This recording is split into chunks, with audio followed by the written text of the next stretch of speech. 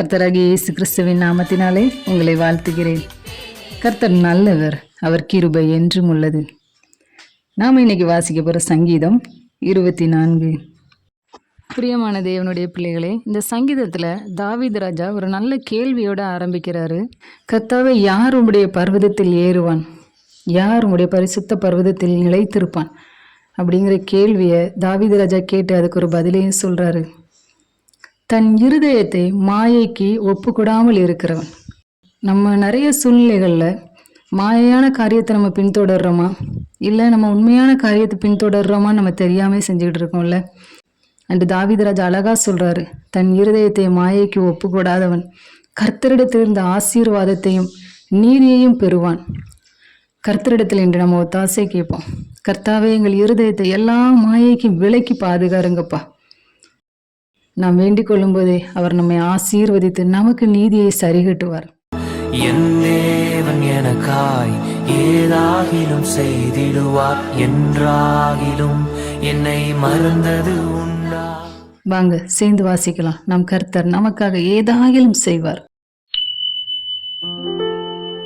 பூமியும் அதன் நிறைவும் உலகமும் அதில் உள்ள குடிகளும் கர்த்தருடையது. அவரே அதை கடல்களுக்கு மேலாக அஸ்திபாரப்படுத்தி அதை நதிகளுக்கு மேலாக ஸ்தாபித்தார். யார் கர்த்தருடைய பர்வதத்தில் ஏறுவான்? யார் அவருடைய பரிசுத்த ஸ்தலத்தில் நிலைத்திருப்பான்?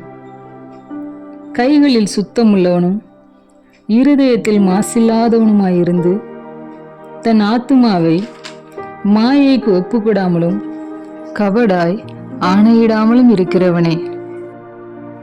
அவன் கர்த்தரால் ஆசீர்வாதத்தையும் தன் இரட்சிப்பின் தேவனால் நீதியையும் பெறுவான். இதுவே அவரை தேடி விசாரித்து அவருடைய சமூகத்தை நாடுகிற யாக்கோபு எனும் சந்ததி. வாசல்களே, உங்கள் தலைகளை உயர்த்துங்கள், அநாதி கதவுகளே உயருங்கள், மகிமையின் ராஜா உட்பிரவேசிப்பார். யார் இந்த மகிமையின் ராஜா?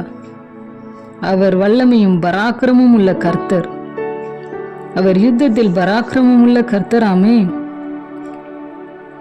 வாசல்களே, உங்கள் தலைகளை உயர்த்துங்கள், அநாதி கதவுகளை உயருங்கள், மகிமையின் ராஜா உட்பிரவேசிப்பார்.